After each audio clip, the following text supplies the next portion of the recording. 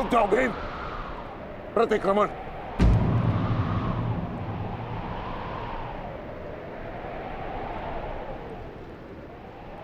प्रतिक्रमण की मांग की है मैंने, रुक जाओ। और मुझे प्रतिकार की मांग है आचार्य, प्रतिकार की।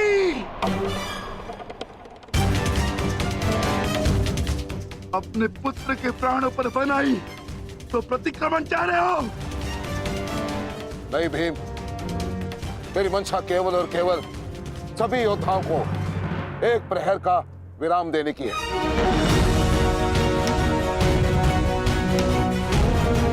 जिसकी आवश्यकता तुम्हें भी है। जाओ, अपने पुत्र का अंतिम संस्कार कर लो। करो भीम।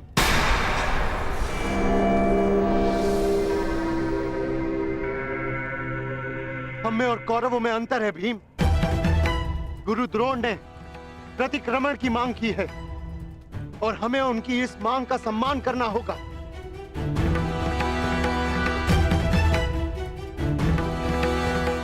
मत करो भीम, मत करो। छोड़ दो भीम, छोड़ दो इसे।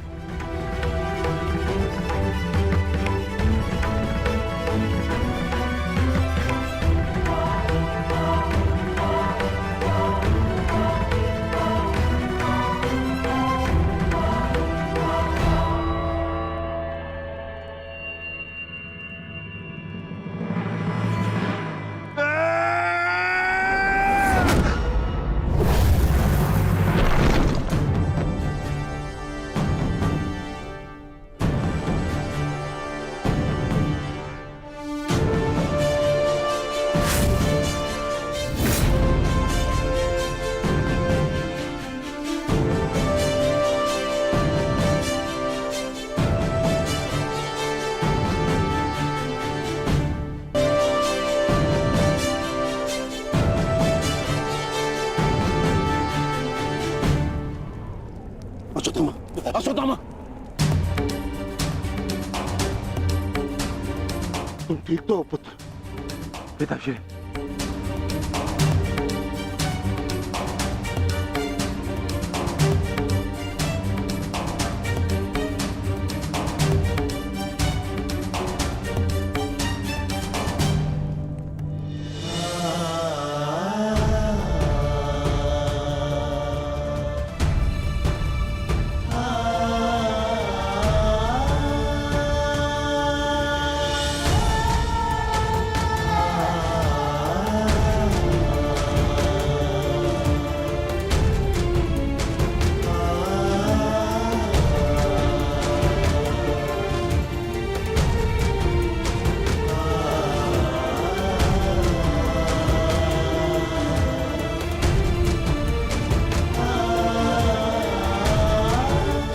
सबका जन्म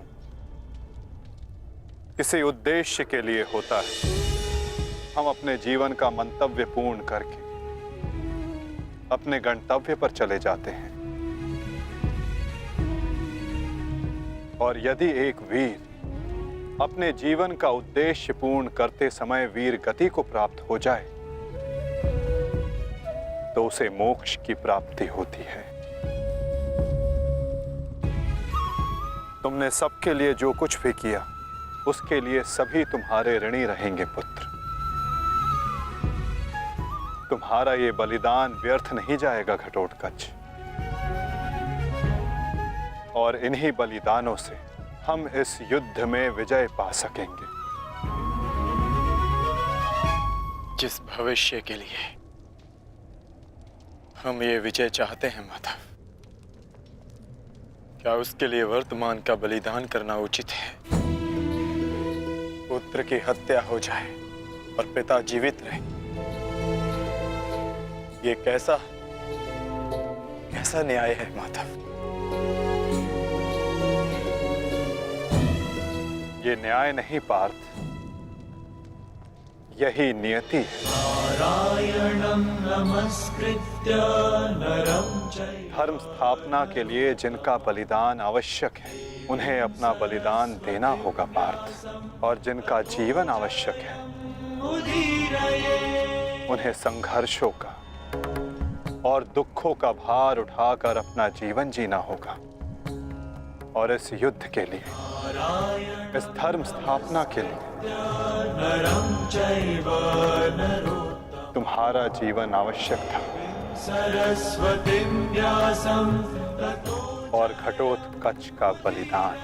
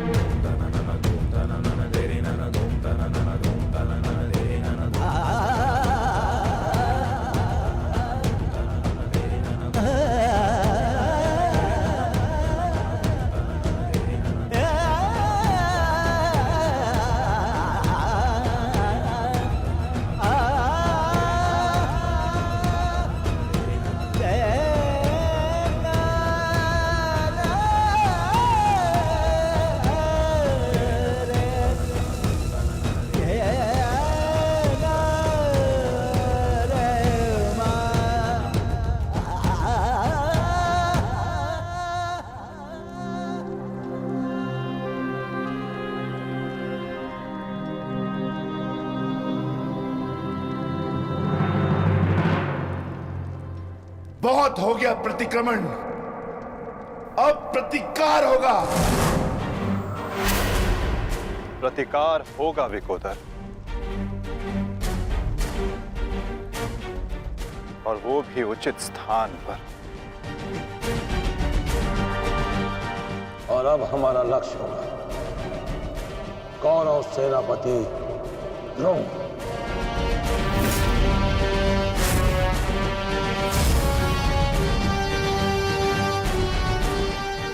हाँ पिताश्री, कर्ण के पास केवल एक ही अस्त्र था अर्जुन के विरुद्ध, और वो उसका प्रयोग कर चुका है।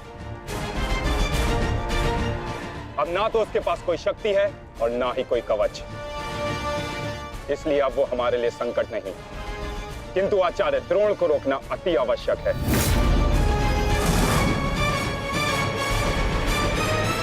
उन्होंने आज भी हमारी सेना को बहुत भारी क्षति पहुंचाई है। अब द्रोण का वध आवश्यक है।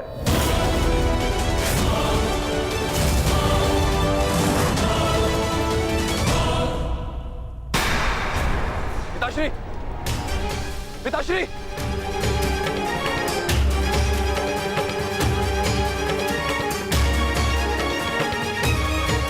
मैं कायरों की भांति युद्ध भूमि छोड़कर नहीं जाऊंगा। मैंने मित्र दुर्योधन को वचन दिया और मैं अपना वचन नहीं तोड़ सकता। एक बात का स्मरण रहे अश्वत्थामा, कि धर्म अधर्म की बात करना हमें शोभा नहीं देता।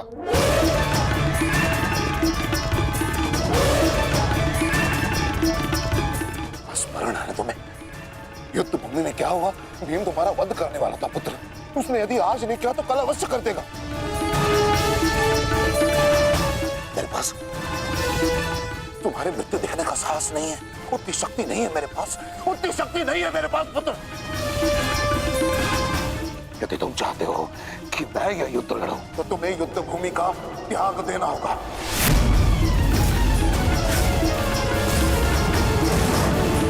वचन दो मुझे कि तुम युद्ध भूमि का त्याग कर दोगे। वचन दो। आचार्य द्रोण, यदि ऐसा है तो आप यह युद्ध भूमि छोड़कर जा सकते हैं, परंतु मेरा ये मित्र कहीं नहीं जाएगा। वैसे भी आप हमारे सेनापति हैं ना।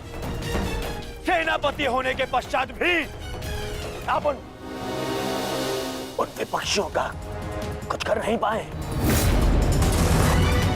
क्योंकि वो विपक्षी आपके प्रिय शिष्य हैं, इसलिए कुछ नहीं कर पाए हैं आप। शांत हो जाओ मित्र।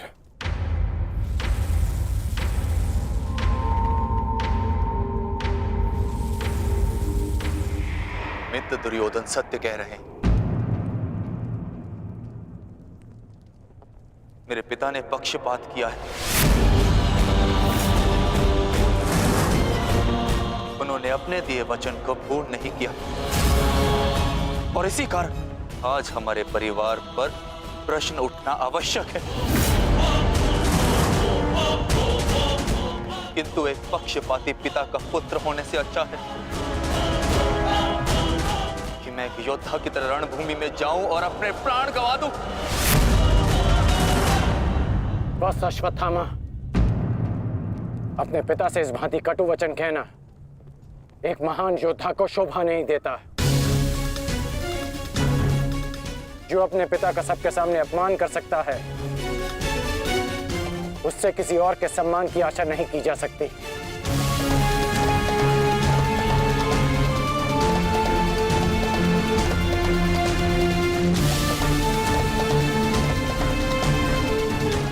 क्षमा कर दीजिए पिताश्री, परंतु मैं इस युद्ध भूमि को छोड़कर कहीं नहीं जाऊंगा।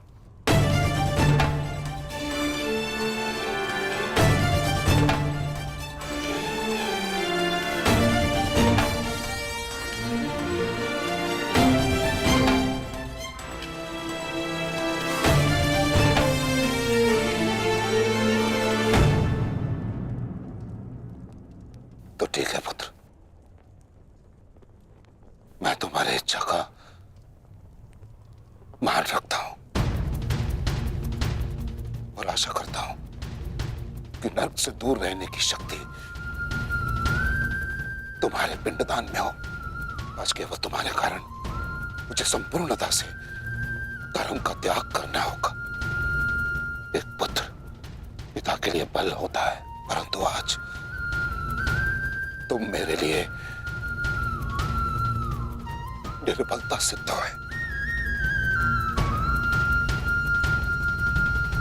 और आप भी सुन लीजिए युवराज, यदि मैंने अपने संपूर्ण जीवन काल में पुण्य किया है तो उन समस्त पुण्यों का मैं कवच निर्मित करता हूं।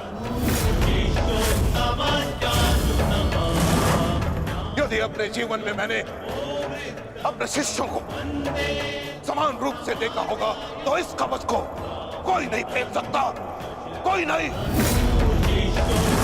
यदि मैंने अपने शिष्यों को संभावना से कम और समर्पण से अधिक शिक्षा नहीं दी होगी तो आज मेरे हाथों से मेरे शस्त्रों को कोई नहीं छीन सकता।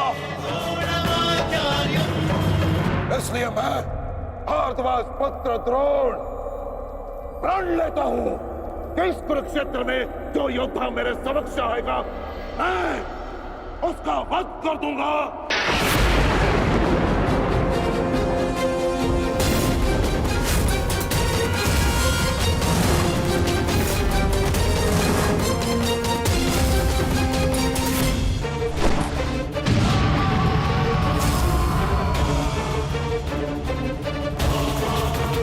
माधव, अश्वत्थामा को घेरने की योजना क्या है?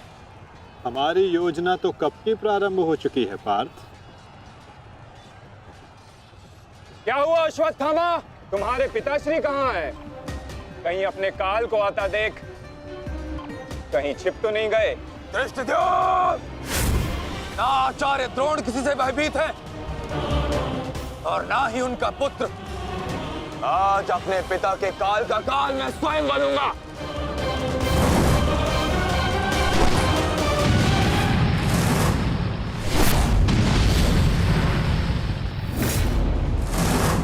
बस इतना ही सीखा है अपने पिता से।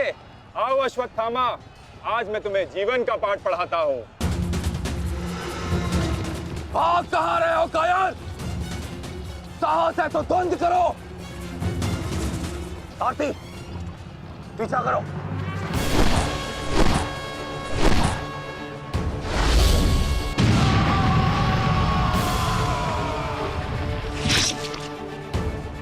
मित्र, अश्वत्थामा कहीं दिख नहीं रहा, कहीं वो शत्रु के घेरे में घिर ना जाए।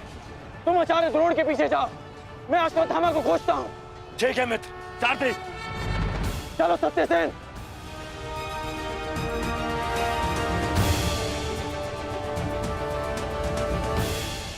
तुम मेरे पिताश्री के काल हो, मेरे नहीं। परंतु आज मैं तुम्हारा काल बनकर आया हूं। सावधान!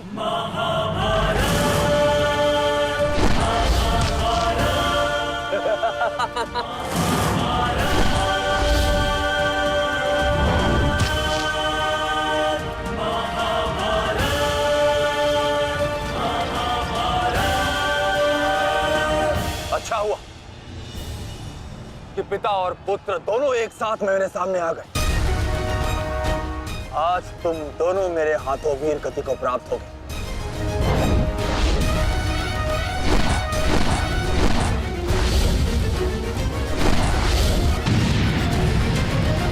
गुरुदेव, आज तो आपने भीम से अश्वत्थामा को बचा लिया था, किंतु कब तक? अब चाहे हमारा वध कर दो, किंतु हमने भी आज संकल्प लिया है कि मृत्यु दोनों पक्षों में होगी।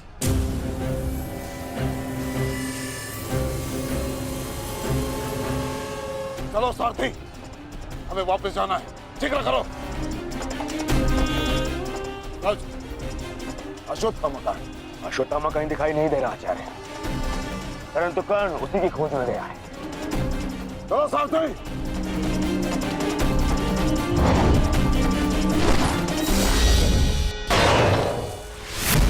अब तुम्हारी सहायता के लिए ना कोई सैनिक है और ना कोई व्यू।